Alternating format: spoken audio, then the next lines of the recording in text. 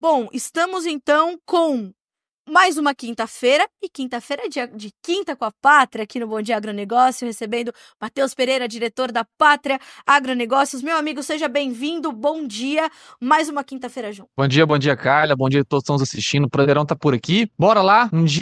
Quinta-feira pós-feriado, o mercado que vem retomando gradativamente os negócios. Muita coisa para falar hoje, Carla.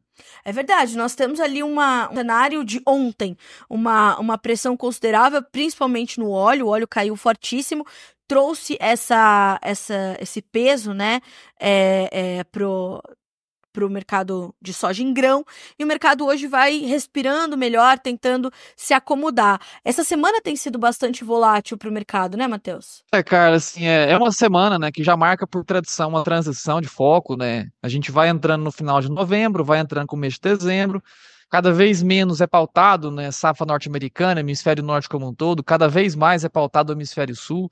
Então, por tradição, já é uma semana muito intensa, muito volátil, que vem sendo recheada, né, com muitas interferências políticas, interferências de mudanças, né, estruturais na presidência norte-americana, a partir de 2025. Então, é algo, sim, que tem sido intensificado, né. Por tradição, já é uma semana que pega fogo. Só que agora a gente tem muito querosene sendo jogado nessa chama, viu, Carla? Agora, o que a gente precisa monitorar daqui para frente, Matheus? Porque a gente tem nesse momento a colheita finalizada nos Estados Unidos, uma boa safra se desenvolvendo aqui no Brasil, que, claro, sempre vai ter, né, alguns pontos de ressalva, algumas situações para serem monitoradas, mas até esse momento uma safra com potencial considerável. E, claro, as relações entre China e Estados Unidos também no radar para entendermos o direcionamento da demanda. Esses três pontos, entre os fundamentos, é o que precisa ser entendido daqui em diante? Carla, sim, essa é a base fundamental. É claro que no meio do caminho a gente sempre vai ter, né, algumas interferências que poderão trazer reações, né, ao nosso mercado que fogem da base fundamental. Tá? A base fundamental é construção de oferta descontado do que é demandado. Tá? Essa é a base fundamental. No meio do caminho a gente tem interferências políticas, a gente tem cada vez mais, né, a especulação voltada no campo do Brasil. Eu sempre ressalto que já desde 2018 cada vez menos a gente tem referência atrelada a Chicago, cada vez mais a gente tem referência de preço aqui no Brasil atrelada a câmbio, em especial a partir de 2020, né, quando a gente teve realmente um mercado chicano no câmbio aqui no Brasil e criando cada vez mais apego, né, mais conjunção, né, voltada em especial à variação cambial. Então, sim, os pilares fundamentais sempre são esses. Porém, cada vez mais temos interferências que fogem da base fundamental, Carla. Bom, e quais podem ser essas interferências? O que está no seu radar? O que pode deixar o mercado ainda mais volátil? Olha, Carla, eu atento a alguns pontos, em especial para a safra 25, tá? O primeiro deles, e pouco está sendo discutido por agora, é logística. A safra brasileira, ela foi agraciada por ter sido uma safra que ela concentrou muito plantio aí no final de outubro, começo de novembro. A gente ainda tem plantio em tentativa, né, de conclusão agora nessa reta final do mês de novembro, como é o caso da minha própria família. Todo feriado, final de semana, estou indo para a fazenda ajudar os pais a tentar concluir realmente a semeadura. Muita chuva aqui na região central brasileira, o que tem impedido o avanço dos trabalhos de campo. Então, mas, né, o grande grosso da produção brasileira ela foi concentrada entre o final de outubro e o começo de novembro. O que é bom, a gente reduz a pressão de praga, a gente não tem aqueles calendários muito distantes, né, entre a primeira soja que foi semeada e a última soja que será colocada no chão no Brasil. Então, a gente tem um calendário mais adensado, mais concentrado em um período específico, o que melhora realmente o controle de praga aérea. Tá? Isso é um ponto favorável, porém um ponto de muita atenção no processo de colheita, cara.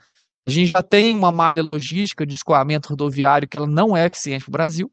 Tá? A gente cresce a capacidade produtiva do Brasil todos os anos, todas as décadas. A gente, enfim, não vai parar de crescer a produção no nosso país de grãos totais, não estou falando só de soja.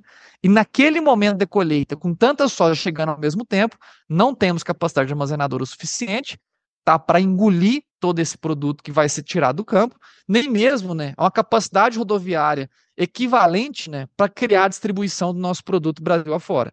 Então, tá aí um principal ponto de preocupação. Isso não tem a ver com a oferta, não tem a ver com a demanda, tem a ver com a concentração do calendário e a distribuição dessa soja que vai ser colhida, né? Já a partir do final de janeiro, com o mês de fevereiro, vai ser um período de muito engasgo logístico por todo o Brasil, Carla. Então, esse é um ponto, tá? Que foge da base fundamental.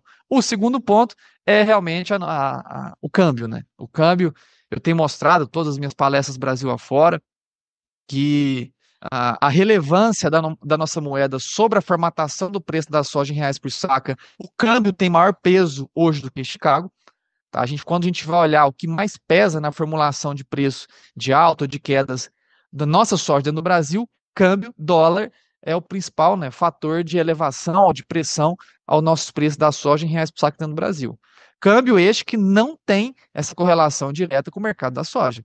É um mercado que atualmente vive ainda, igual estou repetindo, chovendo molhado isso, a gente vem falando isso há tanto tempo, né? E hoje todo mundo repete, Brasil afora, que hoje o problema fiscal, o problema de uma má gestão em Brasília, um problema do medo que o investidor tem em realocar o teu recurso dentro do país, afasta a oferta de moeda de dentro do nosso país, reduzindo o circulante de estrangeira, né, de moeda estrangeira dentro do Brasil, aumentando a taxa cambial. Então tá dois fatores aí, cara, que podem mexer muito mais com o mercado da soja na entrada de 25 do que a base fundamental de oferta e demanda, que está assim equilibrada, viu, Carlos? É importante a gente trazer essa perspectiva para o produtor do que mais pesa para ele formar preços aqui no Brasil. Porque, claro que a gente precisa olhar a base de referência que é Chicago, mas se a gente olhar outros pontos, a gente já sabe que tem um outro cenário. Apesar dessa pressão consistente em Chicago, Matheus, o cenário para o produtor brasileiro, ele poderia ser mais grave, não fosse esse suporte do câmbio e também dos prêmios? A gente poderia estar num outro cenário se a gente não tivesse esse dólar valorizado frente ao real? Com toda certeza, cara. Se não fossem prêmios, né, resgatando a capacidade, né, de preço do país, juntamente com o dólar, né, também colocando uma melhora substancial nos preços da soja no Brasil, a gente estaria em outro cenário.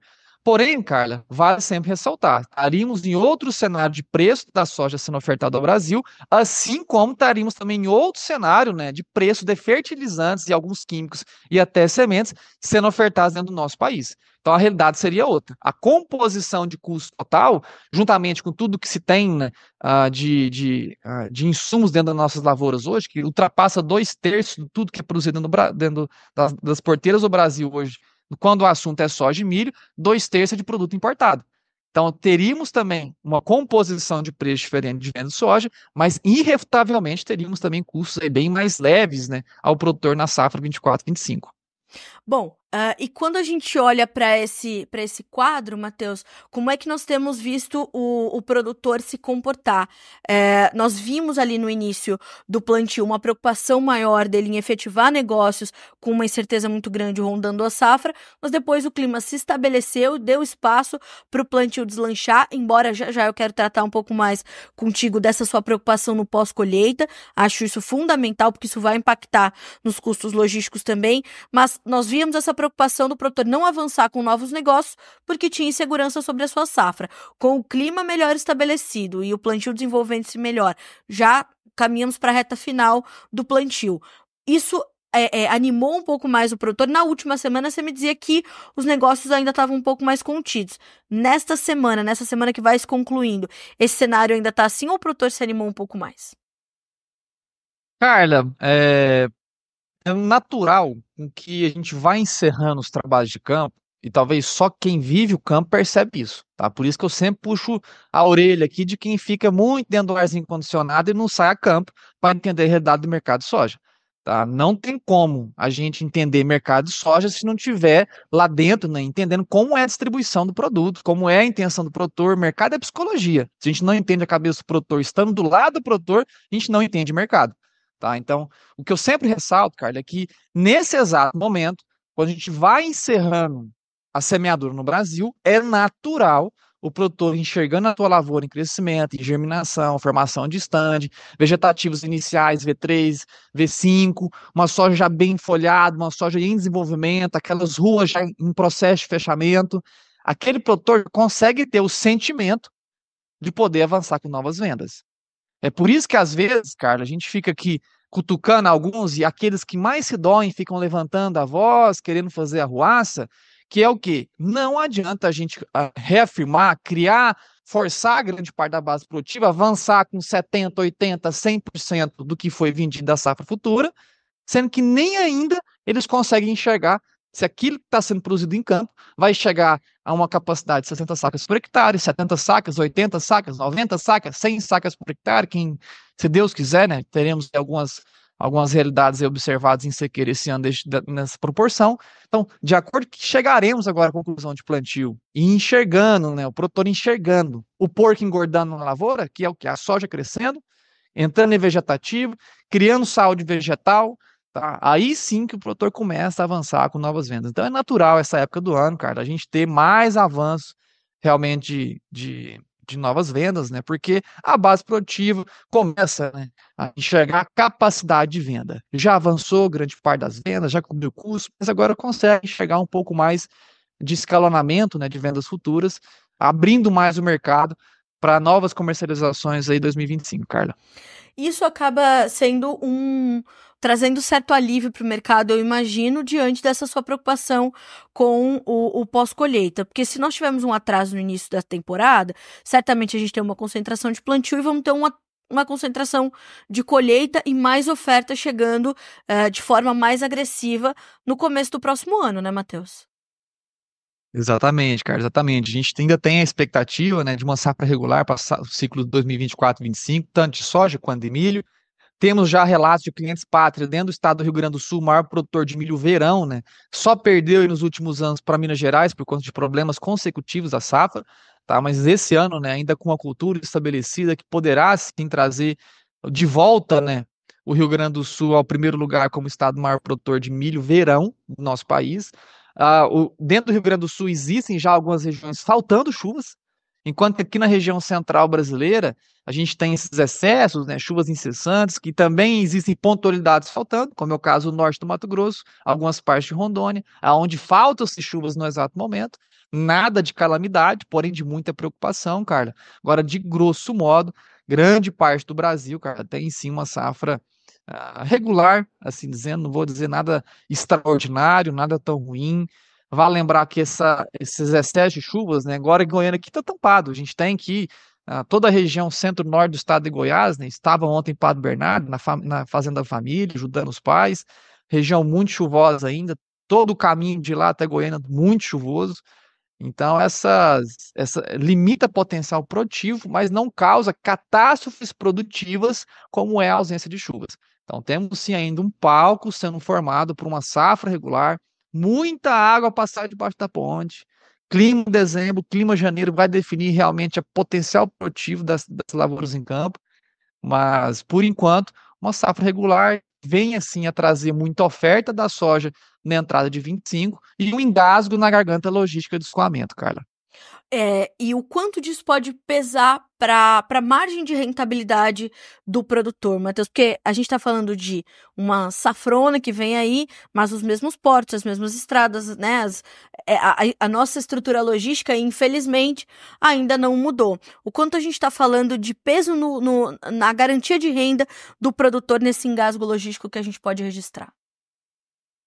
Carla, a garantia de renda hoje ela tá apertada, tá? Uma safra apertada. A gente vale lembrar que hoje olhar só os números, né? Talvez olhando no melhor momento de compra, no melhor momento de venda, o produtor poderia ter uma margem lucrativa. Essa não é a realidade do campo, tá? Infelizmente, produtores, em especial, grande parte do centro-oeste brasileiro, são produtores que já avançam com muita antecipação as compras. Então, produtores hoje no Mato Grosso, né, que concluíram esse ciclo 24, 25 de semeadura, foram insumos comprados há um ano e meio atrás, muitas vezes, ou por falta de assessoria de comercialização, como é o caso da Pátria, que está ao lado do produtor, ajudando no melhor momento da compra, enfim, ou por uma euforia do mercado, ou por planejamento estratégico natural. Tá, o produtor mato-grossense em especial, tá, tanto mato-grossense quanto o produtor de Rondônia, são produtores que têm esse costume, viu, Carla? Até por ofertas dessas tradings locais, essas distribuidoras locais, em comprar de maneira muito antecipada tá, os insumos para um próximo ciclo, para evitar engasgos logísticos, para garantir entrega, para ter a melhor qualidade de produto, melhor qualidade de semente. E essas compras, Carla, que são compradas de maneira muito antecipadas, para o ciclo, foram compradas para o ciclo 24 e 25, né? Foram compradas a preço de 20, 30, 40, 50% acima, em alguns insumos específicos, do que aqueles que decidiram fazer a compra de boca de plantio. De comprar em julho, comprar em agosto, comprar até em setembro. Tá? Então, quando a gente olha a realidade de margens, né, as margens do produtor que se antecipou para o planejamento estratégico logístico de entrega, infelizmente são margens muito apertadas, cara. Muito apertadas, percentualmente, em margens historicamente muito ruins. E é claro que, quando a gente compara com esses produtores que compraram de maneira mais assertiva, seguiram a recomendação da Pátria, fizeram boas compras de KCl, fizeram boas compras de fosfatados, né, que foram os dois principais que movimentaram ao longo do tempo, tiveram sim margens um pouco mais saudáveis para esse ciclo 24 e 25, Carla. Ainda tem margens mais saudáveis. O que é uma boa notícia diante desse cenário que a gente está monitorando. Ao lado disso, Matheus, nós temos que olhar também para os nossos vizinhos aqui, Paraguai e principalmente Argentina. A Argentina também deve voltar a pleno ao mercado se tudo funcionar como está previsto, se realmente as projeções de safra se confirmarem e as condições climáticas ajudarem nos trabalhos de campo. Como é que você está vendo o impacto dessa safra sul-americana, além Brasil, para o mercado, para os preços e para os negócios nesses próximos meses? Olha, Carla, assim, eu sempre bato nessa tecla, né? A Pátria é uma das poucas empresas que fazem tours de safra em todas as regiões produtoras do planeta. A gente roda todas as Américas, roda outros continentes para entender como está a distribuição de oferta, para trazer dados realísticos, não ficar, mais uma vez, só na telinha. Tá? Então, estamos todos os anos dentro da Argentina, todos os anos dentro do Paraguai. Este ano iremos até o Uruguai, que tem ganhado essa relevância muito importante ao nosso mercado, juntamente com a Bolívia. Rodamos todas as regiões produtoras do Brasil, rodamos a safra norte-americana, tá? E entendemos que, apesar de uma safra sendo reconstruída em território argentino, não é um produto que compete ao Brasil, tá? Argentinos ainda sofrem de décadas, né, de políticas, de uma tentativa protecionista, aonde subiu muitos encargos tributários a serem exportados de grão in natura, forçando a industrialização interna, deixando a cadeia toda ineficiente, o produtor hoje sem competitividade pelo grão in natura, tá esmagando a margem da base produtiva dentro da Argentina, porém a Argentina é uma grande fornecedora do grão processado, do farelo, é o maior fornecedor, né, de farelo ao planeta, quase 40% da matriz de exportação mundial de farelo vem da Argentina, Carla. Porém, o grão in natura não entra em linha de competição direta ao nosso país. Tá? A gente não tem a eficiência logística que o Brasil tem, não tem a capacidade de entrega, não tem preços competitivos ao que o Brasil hoje consegue ofertar. Então, apesar da Argentina reconstruir, estamos sempre presentes dentro da Argentina, fazendo toda a investigação, em loco, não falando só da boca para fora, não falando só de tabelinha de Excel, tá? Mas olhamos dentro do campo e enxergamos que realmente a Argentina, apesar de uma reconstrução, ela não tem essa competição direta ao nosso produto. Foi o que a gente observou agora. Este ano, o Brasil passando por uma escassez do grão comercializado, como é o caso do Mato Grosso, não tendo produto para a indústria, como é o caso da Rondônia, também escassez generalizada do produto, como é o caso aqui do estado do Goiás, regiões mais industrializadas, e não temos a capacidade de buscar os nossos vizinhos ser abastecidos, né, pela Argentina, que seria o grande detentor de oferta, porque não tem esse produto a ser exportado in natura dentro do nosso território dos nossos irmãos Argentina, Carla. Bom, Matheus, eu vou fazer o seguinte, eu vou complementar esse assunto com a pergunta do Luiz Fernando Lisboa e já trazer a pergunta também do Vitor, que eu acho que uma está conectada com a outra. O Luiz diz assim, ó, Luiz Fernando, Matheus, você acredita que com a vitória do Trump, o comprador chinês irá demandar mais soja brasileira agora para 2025 ou isso irá se refletir mais para a safra 2026?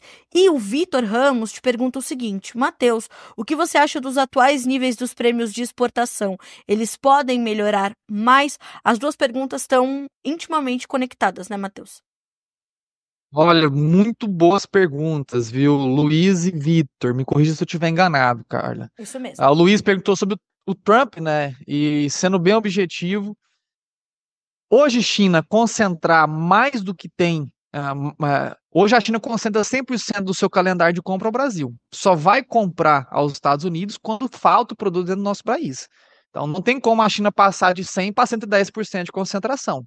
Já desde 2019, que foi o primeiro ano integral com a vigência da guerra tarifária, né, que elevou os preços da soja norte-americana a ser exportada para a China em 25%, essa mesma barreira tarifária que está vigente até hoje, que está ainda sob circulação de aumentar de 20% para 60%, quem decide isso não é Trump, quem decide isso é Xi Jinping, foi uma barreira imposta pelo lado chinês sobre o produto norte-americano.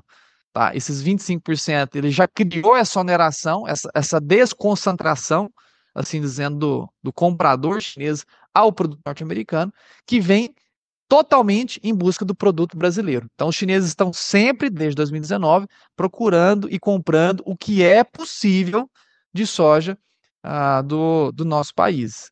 Então, sendo bem direto, Luiz, eu vejo que a entrada de Trump na presidência norte-americana traz, sim, um certo ânimo ao mercado como um todo, né? Ainda mais especuladores, investidores, pessoas de bem que querem realmente ver o planeta como um todo voltar a evoluir, dar uma apaziguada nesses conflitos geopolíticos, né, que sabemos que uma presidência de pulso firme na maior economia do planeta pode sim criar, mais uma vez, tempos mais confortáveis, né, a nós que estamos sempre preocupados, né, com esses conflitos geopolíticos. Traz também uma nova retomada de altas ao dólar, né, mais investidores, né, que estavam procurando economia emergentes, como o caso do Brasil, deixam de investir no nosso país, retomam investimento na norte-americana, que tem mais capacidade, né? Não capacidade, mas também existem mais uma visão, né, de crescimento da economia norte-americana, Carla. Então, a questão Trump, ela traz mais efeitos especulativos do que efeitos práticos. Tá? A gente vê que a concentração hoje 100 não passa para 110%, vai continuar concentrada no nosso país. E na pergunta do Vitor, né, quando os assuntos são os prêmios de exportação, Carla, a gente vê que os prêmios ele está ligado à nossa oferta local, à nossa distribuição local, né? 2 anos atrás, Carla, quando a gente teve ali no auge da colheita brasileira, né, a gente chegou a ter prêmios a menos de 200 pontos, que foi repetido também essa façanha no ano passado. E por que disso? Engasgo logístico na hora de entrega. Tá? Hoje os prêmios, olhando fevereiro, olhando março, olhando abril, são prêmios que, se a safra brasileira se desenvolve de maneira satisfatória, regular, teremos engasgos logísticos. E sob engasgos logísticos de distribuição, muito produto entrando em 3, 4 meses para ser consumido ao longo de 12 a 13 meses. Nesses 3 a 4 meses, temos pressão, né, sobre os prêmios de exportação, que coloca, né, esses prêmios hoje em patamares saudáveis, porém, numa pressão, né, justificando quedas aí mais profundas, viu, Vitor? Então, alertaria muito cuidado com os prêmios sobre esses engasgos logísticos para 2025, cara. A gente tá com o nosso tempo curtinho, mas assim, né? Sempre quinta-feira a gente tem esse espaço. Matheus, você acha que quem pode garantir os prêmios nesse momento, numa boa estratégia de comercialização, é momento de garantir esses prêmios? Sim, prêmios, eu diria em especial aquele produtor que precisa fazer venda durante esse período de colheita, tá? A gente sabe que esses períodos de colheita, eles estão sempre juntos, né, aos momentos de necessidade de caixa, tá? A gente conhece os prazos 30 do 3, em partes do Mato Grosso, a gente conhece os prazos 30 do 4, em grande parte do Brasil, tá? Então, 30 de março, 30 de abril são prazos onde o produtor está postergando pagamentos para distribuidores locais de peças, distribuidores locais de insumos, tá? Então, para fornecedores de serviços. Então, nesses prazos, né, eu recomendaria aquele produtor que precisa de caixa e tem a oportunidade de fazer uma derivada e travar exclusivamente os prêmios, que sim, que é uma boa oportunidade de usar esses próximos dias ou semanas para avançar com essas travas, viu, Carla? E é claro, para definir a melhor estratégia, tem que procurar aqui a pátria do negócio, tá? Talvez não seja hoje, podemos ver, enxergar amanhã, esperar mais uma semana, podemos ganhar aí 5, 7, 15, 30% de prêmios em curto período de tempo. Eu só alertaria para não arrastar essas travas para a boca de colheita, aonde a gente vai ter uma grande dificuldade realmente em prêmios justificar alta. Matheus, uma última pergunta. Te preocupa aquele produtor que precisa vender em dólares para manter ali o casamento da moeda? Isso pode ser uma preocupação? Não, diria que não. Aquele produtor que faz a compra em dólares hoje, faz a venda em dólares, é o produtor onde ele tem menos preocupação possível, que ele já tira do fator, né, de conversão o câmbio, aonde está jogando na moeda, comprando em moeda estrangeira e vendendo em moeda estrangeira, ele é uma variável a menos para se preocupar. Então, na verdade, é uma despreocupação. Aquele produtor que tem acesso, e eu até estimularia a todos que estão nos assistindo, que não são clientes pátria ainda, a procurar talvez o teu fornecedor local, tanto de insumos, né, quanto também o comprador local, a parte delas através de Cargill, através de Luiz Dreyfus, Bung, que são grandes trades que vão conseguir te formular preços, né, em dólares por saca, a tentar usar cada vez mais essas ferramentas, dolarizar o teu produto para evitar com que mais uma perna de composição de preço de soja interfira no teu dia a dia dentro da lavoura. Que a gente sabe que não é fácil, já falo isso mil vezes, eu vivo do campo também junto com a família, não é fácil a vida dentro do campo. Quando a gente tira dele, então, e olha esse mercado extremamente reativo, com muita especulação envolvida, dólar se tornou a variável que mais cria reações de preço, né, tanto de alta quanto de queda, desde 2020, com a chegada do Covid. Também falo isso incessantemente nas minhas palestras. Então, se evitar a ponta que tem mais volatilidade dentro da composição de preço, é uma estratégia, sim, para despreocupação, não para criar mais preocupação, Carla. Sim. Bom, é engraçado, né? É bom que eu sempre falo aqui que a gente precisa defender a nossa liberdade de expressão, né, Matheus? Aí o Luiz Carlos Leite comentou aqui, ó, Notícias Agrícolas fica preocupado com a soja subindo. De jeito nenhum. A gente fica preocupado com a soja, né, Matheus? De uma forma geral. A gente está preocupado em garantir que o produtor receba boas informações para tomar decisões cada vez mais assertivas. É por isso que a gente vai buscar saber com quem sabe mais que a gente, como é o caso da Pátria, por exemplo. Não tem preocupação, cara. Isso aqui, eu sei que às vezes a gente falar de maneira mais direta, né? Isso pode doer algumas pessoas, né? A gente fala o que fala, a gente fala o que enxerga, temos essa capacidade de ser isentos, né? Não, enfim, Sim, doa quem doer, a gente vai estar falando a verdade no mercado. Eu exato. sempre falo por aqui, né? Até citei hoje no meu canal de informações, quando eu fui anunciar que estava aqui ao vivo com você, Carla, que o prédio que é construído reto em regiões tortuosas, ele escancara tudo que são construções tortas ao redor. Então, às vezes, a gente fica, né, mostrando a realidade, e isso dói para quem está torto. Isso dói para quem está esperando alguma coisa que nunca vem acontecer. Então, muita atenção, meu cara. A gente não está aqui para criar alvoroço. Não existe ninguém com a capacidade de controlar o mercado. Tá? Pare Sim, com que isso. importante falar Essas isso, sim. realidades não existem. Não existe controle de mercado formatado por uma pessoa. O mercado ele foi feito para ser aberto, para ele ser livre, para ele ter flutuações, para ele ser especulativo, para ele ser fundamentalista, para ele ser financeiro. Então, a análise é essa. Às vezes dói de um lado, às vezes a gracia de outro. O comprador de soja acha ruim quando o mercado está subindo, o produtor acha bom e vice-versa. Quando está caindo, o produtor acha ruim, o comprador acha uma maravilha. Então doa quem doer, o mercado ele tem que ser escancarado, ele tem que ser desmistificado, viu, Carla? É verdade. Ele falou o seguinte, ó, porque eu não li a primeira pergunta. Eu li sim, viu, Luiz? Nós vamos chegar lá. O Luiz te pergunta, Matheus, ele diz assim, ó, bom dia, Matheus, você é um dos analistas mais realistas. Você acha até quando, ou o que você acha, até quando acha que é bom para vender soja disponível? Aliás, é uma outra realidade do que se observa para a soja da safra nova, o mercado da soja disponível do que resta da soja disponível, né, Matheus?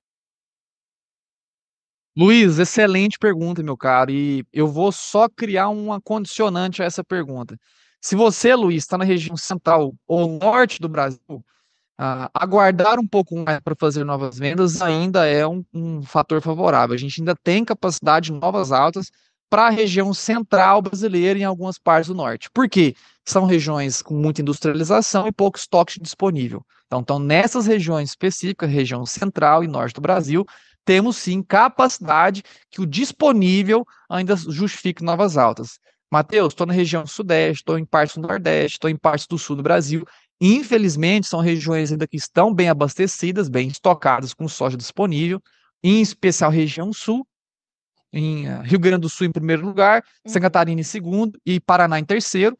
Em termos de percentual sobre produção, a gente ainda tem muito estoque, né, nessas regiões específicas, que são regiões que dificilmente terão capacidade de reação de alta. Pelo contrário, São regiões que vão comportar mais sobre paridade de exportação e a paridade de exportação está justificando quedas. Então, resumindo, região centro-norte, temos ainda melhores no disponível, região nordeste, sudeste e sul do Brasil, pressão, né, uma dificuldade altas aí do disponível, pelo contrário, justificando até quedas de agora em diante, viu, Luiz?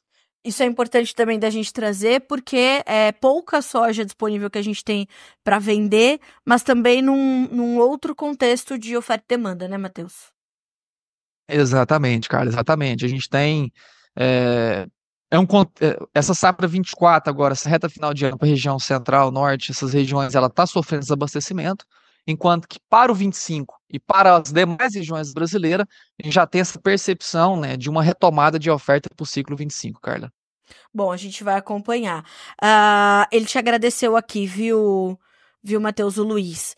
Bom, meu amigo, eu quero muito te agradecer também pela companhia. Sempre quinta-feira que vem a gente tá junto mais uma vez para continuar trazendo boas informações aos produtores que nos acompanham por aqui. E claro, né, acompanhar a Pátria nas redes sociais, porque lá tem insights de mercado o tempo todo, o que é determinante também para que essas estratégias de comercialização possam se renovar para o produtor aproveitar todas essas oportunidades que, por natureza, o mercado oferece, né, Matheus? Exatamente, Carla. Agradeço imensamente todas as participações, foram muito pertinentes hoje. A gente realmente tem que discutir. Estou aqui para dar a cara a tapa. Às vezes sai um aí meio entortado, uma pessoa que fica meio ressentida sobre o que eu falo. É aquele negócio: prédio torto em região torta, só mostra quem está torto. Então, agradeço imensamente. Fiquem todos com Deus. Quinta-feira, de novo, a gente está aqui, junto e misturado, para falar sobre o mercado de soja e milho. É isso mesmo. Até mais, meu amigo. Um ótimo restinho de semana para ti, um bom final de semana. Um abraço em todo o timaço da Pátria. A gente se vê quinta que vem. Até mais.